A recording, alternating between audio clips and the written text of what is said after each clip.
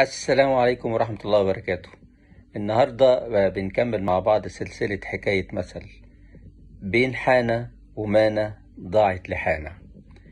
والمثل ده بيطلق عند حصول تشتت بين اختيار أحد أمرين أو ضياع شيء فيهم. كان في راجل تزوج من امرأتين في آن واحد، وكانت الأولى اسمها حانة وكانت سيدة كبيرة في السن، والثانية كان اسمها مانة وكانت صغيرة في السن. لما كان بيزور مانة اللي هي السيدة الصغيرة كانت بتبدأ في إزالة الشعر الأبيض من لحيته حتى ما يظهرش عنده الشيب فيها.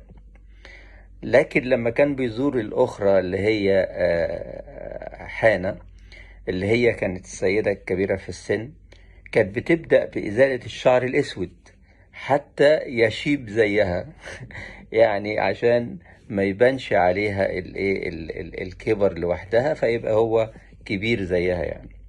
بعد مدة الراجل بص لنفسه في المراية، لقى نفسه لا في شعر أبيض ولا شعر أسود، مفيش أي أثر للشعر الأبيض والأسود.